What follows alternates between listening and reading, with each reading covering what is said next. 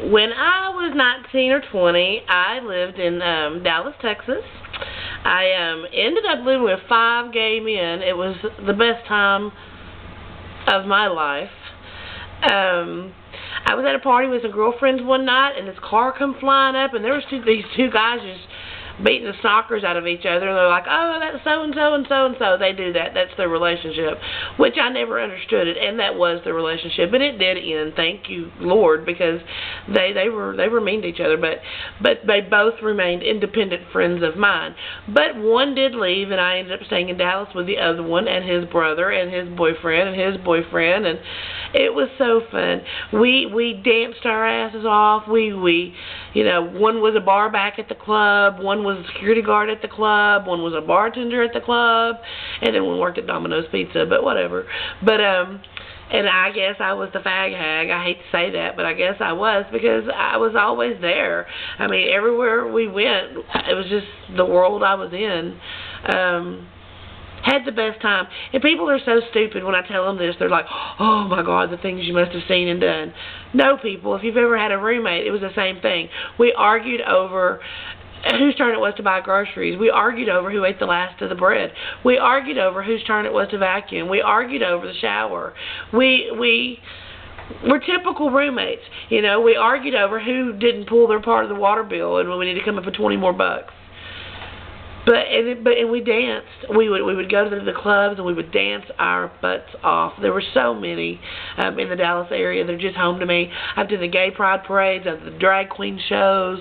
I've done it all. You know, pretty much in the drag world, in the gay world. Now, I personally am straight, if that's what you call it. I think women are hot as hell, beautiful. But usually that's just me being envious because I don't look like them, and I wish I did. And it's probably a good thing I don't, because if I was really a hot woman, I would probably be naked, and nobody wants to see that. But, well, I don't know. If I was hot, people might want to see that. Anyway, it's not going to happen now. We're way too far gone. But, never did the lesbian thing. Not that I'm opposed to it. Not saying it never will happen. But I seem to make friends with the gay guys, and I ended up having a few interesting people come through my world that didn't turn out to be as gay as they thought they were, and so I had my fun too. But anyway, we were responsible. The scary thing is we were pretty responsible. You know, we had our jobs 9 to 5, Mondays through Fridays, and we had our weekends, and we partied our butts off.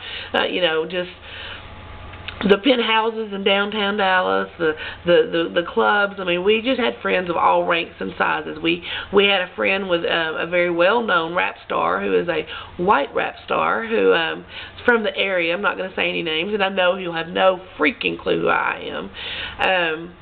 But we would go and watch him perform and hang out kind of on the sidelines of his crew, and it was a good time. Now, the one time, and I ended up doing drugs. Okay, let's not even lie about that. I smoked pot, and I ended up doing acid. I ended up dating a guy who was an acid dealer, and I don't recommend that for anybody. And I have children now, and it terrifies me to think the things that you're exposed to and that your kids might do. And I'm so thankful that I lived through it. There's really no other reason for me to have lived through it other than the fact that the Lord had other plans. But this is funny. I'm sorry. We would do big Risk competitions where there'd be 4 or 5 of us, and we would get together and we would play Risk and all this. And we had done that one night. We'd gotten together and we played Risk and we barbecued and we were doing our thing. And me and another guy, we just giggled. I mean, that was our thing. We would get the rolling, as you call it, and we would giggle. Well, then we took off and decided to go dancing, and we went to the club. We went dancing, and we always had someone designated that took us.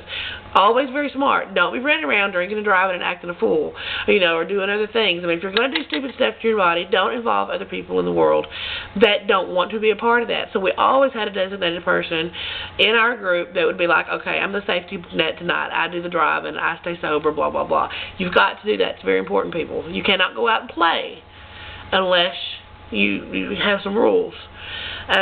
But one night we went out and we played, and we acid, and we went to work the next day.